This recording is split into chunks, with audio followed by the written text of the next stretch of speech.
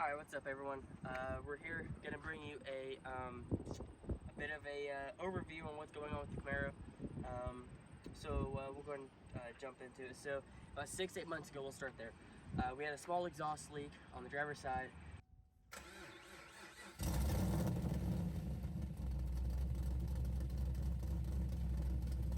Went over to Jake's house behind the camera, went over there, hopped up on there, went to fix it. It was just the exhaust sleeve band thing kind of slid back. As you can see here, there's light going straight through that exhaust.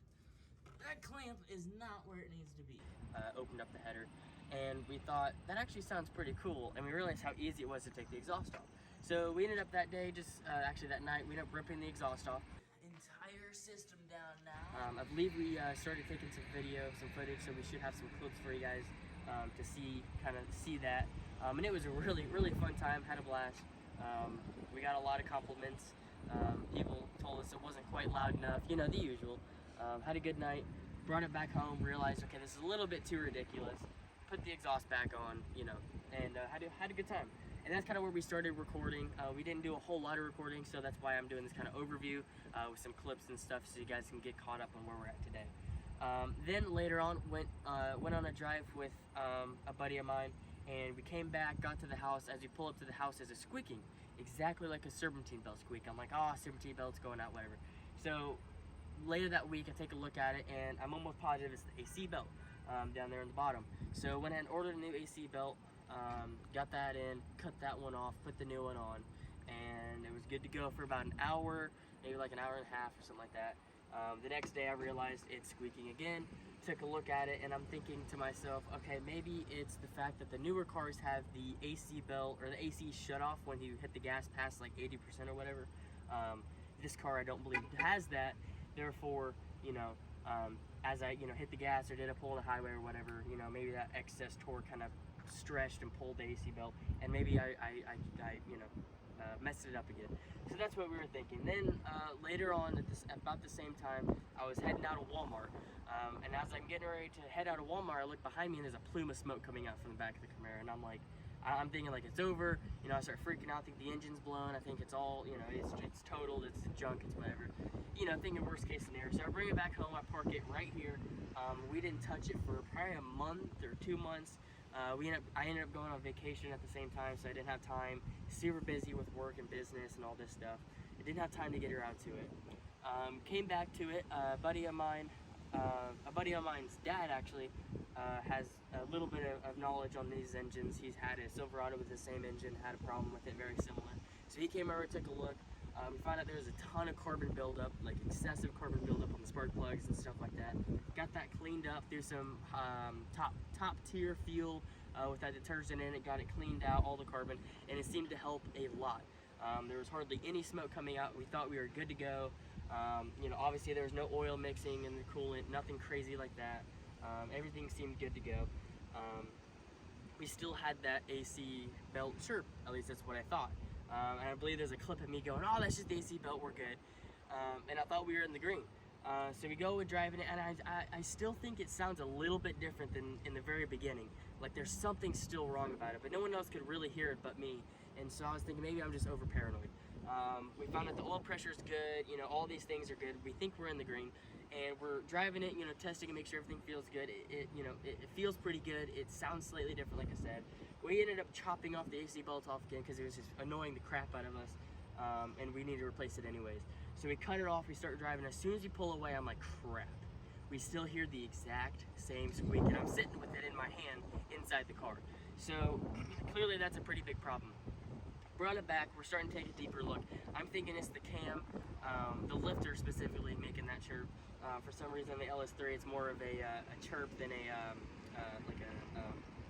like a take or tap, which is kind of weird. But that's the sound that these LS3s make when the lifter goes bad. Got into it even further, did some compression tests on each cylinder, and we found out cylinder 3 on the left side here, I don't remember the exact numbering, but it's the third one back on the left side.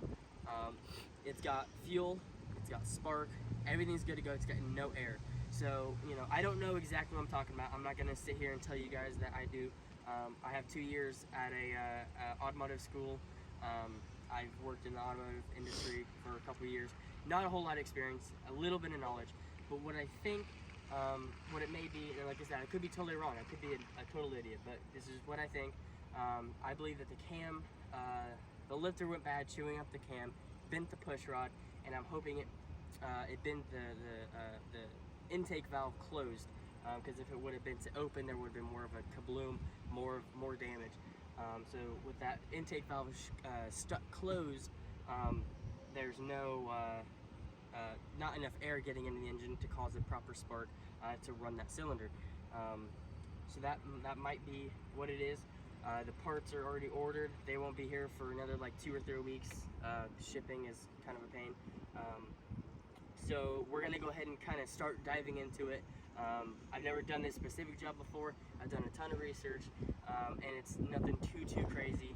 It's one of those things where like you just gotta believe in yourself. You just gotta hop in and do it. If it's something you think you want to do, you just gotta try. You just gotta start. That's all it takes. So we're gonna sit here. We're gonna try to start diving into it and hopefully confirm what I think. And hopefully it's nothing worse. Because if it's something worse, we'll have to cancel, the order and then try to figure everything else out. And yeah, now that you guys are up to date, we'll go ahead and start working on this engine. We'll see where we can go, and hopefully we'll be back on the road soon, and making some good content for you guys. We got some really big plans coming up, with a bunch of different cars, a lot of cool stuff. So yeah, just stay tuned, hang in there. We're working our butts off. We'll see what we can do, and like I said, hopefully we'll be back on the road soon. Alright, so we're gonna go ahead and start. First thing, we're gonna get all this crap out of our way. All these coil packs are attached to this plate. It makes it super easy. Once you get this plate off, a few 10 mil bolts on these studs. Once you take that off, that whole thing should kind of come up off the way. You'll be able to get down to the valve covers, kind of get down into the block of your engine, kind of get a better look at it without all these electronics in the way and crap. So we'll go ahead and get started with that now, and see where this takes us. As I tighten it like an idiot. There we go.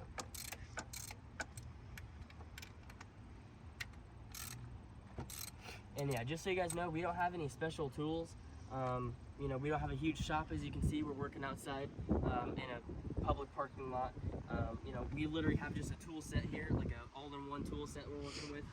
So it's one of those things where, like, anyone can do this. There's so many people that say, you need a huge degree, you need to learn and train and go to all this schooling to be able to work on cars. I mean, there's a lot to learn, yes, but there's a lot of things you can do yourself, and there's a lot of people that will rip you off a lot of money by telling you that you can't do it yourself.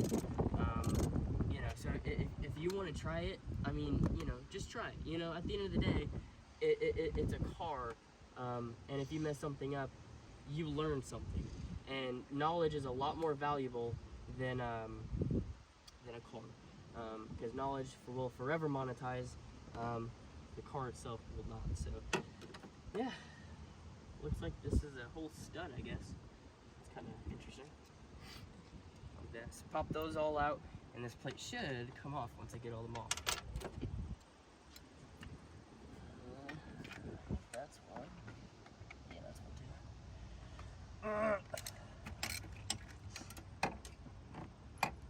And in terms of mods on this car, it's still stock from when I bought it. My plan was to buy a fully stock, low mile 5th gen Camaro and do all this stuff myself. However, with the deal and just the whole situation and the price, and I bought it right before the market went crazy. I ended up buying a previously modded car, as you can tell, and I don't know exactly what's all in it besides it's got a cam, it's got headers, exhaust, this flimsy intake I need to replace because it's all broken and crap. So yeah, not a whole lot, but we'll see what we get into. Like I said, I got all those new parts ordered and stuff, so get these spark plugs, the wires off. Gotta love the sound. Get my hand up. There we go. And this should, just kind of get out of our way. Looks like there's one plug we're gonna have to remove. This is one of those times where if you want to be extra safe, I would recommend getting like a piece of tape and marking it on both sides. This one's pretty self-explanatory, so I'm actually not going to do on this one, but better safe to be sorry. If I can even get this one undone. Yeah, oh wait. Yeah, there we go. Yeah, we got it. See, that's one of those things where, like, you know, sometimes you just got to figure it out. Yeah, the whole thing comes off. That's actually pretty awesome. So now you can see we got an exposed valve cover to work with, which is a lot easier and makes it look a lot more simple than when you get all these electronics on there. So make sure you put this in a safe place. We don't have a lot of space. We got open parking lot. We're actually going to set this in the trunk of the car. We're going to specifically lay it out so that we know what part goes where. You don't want to be mixing parts up. You want to make sure you put it back where you came from. So we're going to work on the other side. We'll come back with you once you get that other side off. You guys might have seen me before. I'm Jake. We actually we used my garage and some of my grandpa's tools to pull the exhaust out from under the car. I was a helping hand in that, and I'm usually behind the camera just because personally I feel a little camera shy. But obviously we're trying to break through that and get me more used to that so I can be a bigger part of the videos. We'll see how this goes. Yeah, let's go. So I should be doing about the same thing that Ethan was doing over there. I'm just pulling those little studs out of there and getting the plate off on this side as well. Alright, so we finally did get the plate off on this side. What we ended up having to do was bring it back a little bit and kind of push it down here in this gap right here by the headers, and then just kind of maneuver it a little bit and ended up pulling it straight out. Obviously that opens up the other side just as much as it does the first side that we did. That should give us plenty of room to start getting work. Alright, so we're here numbering all of our stuff, like all of our wires and stuff like that. That way when we go back to reassemble this thing, it's really easy. 5 goes to 5, 6 goes to 6. Make it kind of easy on us. If we actually were smart and knew what we were doing, we'd number it in the proper firing order. But we're literally just doing 1, 2, 3, 4, 5, 6, 7, 8, like that. We're also gonna number, these little connections we're gonna take off. Anything that you think should be numbered, just do it, because when you come back, because we're not gonna be able to put this thing back together for weeks, and we're not gonna remember everything. Luckily, we'll have some video to look at, but that's not always gonna be as helpful as just one-to-one. It makes it super easy. So definitely, I highly recommend taping off any connections, just to make your life a lot easier, and make sure you don't try to connect your washer fluid to your map sensor. Don't ask. Just don't ask. Okay, so we've taken all of these like 8mm like longy boys. We got all of our wires labeled. I think we're about good to rip the thing off. We're gonna leave the intake, the throttle body to the intake, and in theory, yeah, this thing should just. Oh, hold up, you got this hose still. Yeah, we can. It'll come out on this side if you want to leave it on.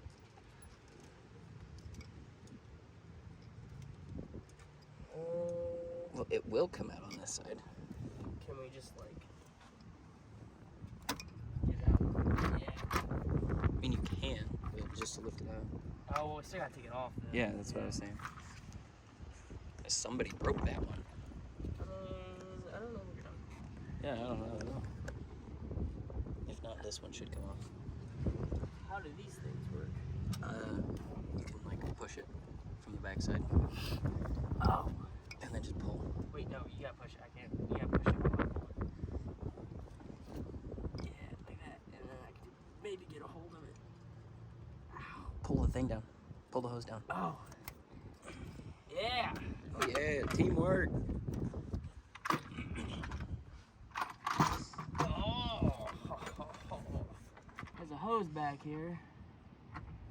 Like a vacuum hose, and kind of hard to reach and see,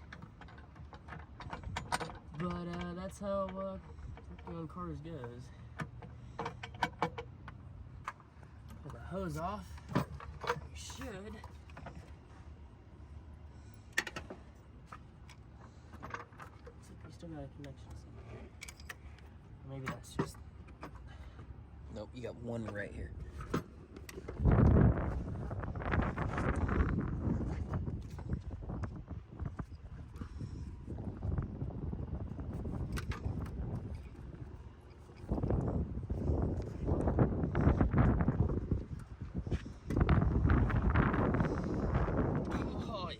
Yeah. Whoops. Well, here is my intake here. This might be aftermarket. Not sure. Those numbers don't look stuff. I don't know, I'll have to take a look. Yeah, just your standard, from what I can see, nothing too crazy. Yeah, so we're getting closer. As you see, that needs cleaned up real bad, so we'll kind of take a deeper look, and we're getting closer to finding something at least. Alright, so we went ahead and got this valve cover off. Everything's looking pretty nice. We're gonna go ahead and pop this one off. I already got all the bolts taken off, so it should, a little bit of wiggling, should just like that.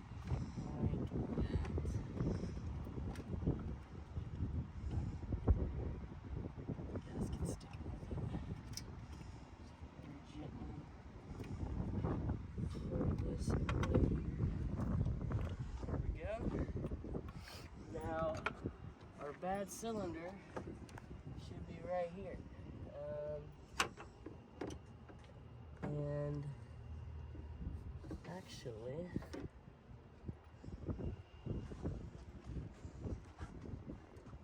yeah, would you look at that?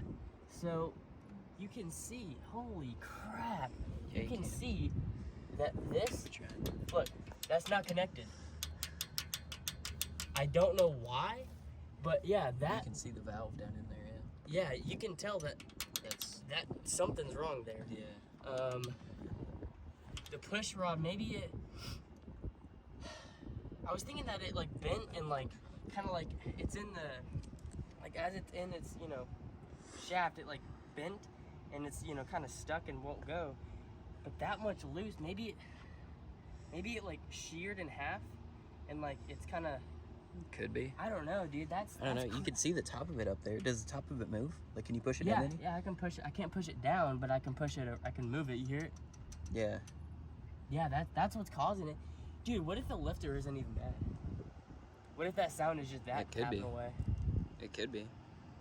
I'm still gonna replace that all the. case, I'm still gonna well, replace yeah. all the lifters and replace the cam and all that. Yeah. But that's wild. That's actually, that's insane. I mean, you can see for a split second, I thought maybe it's like that when it's on the bottom, bottom dead center. But none of these other, yeah, nothing else is like that. They're all, you know, all the way up against the valve. We'll be replacing all the valve springs and all that stuff too. But that is insane. Let me see what it looks like when I.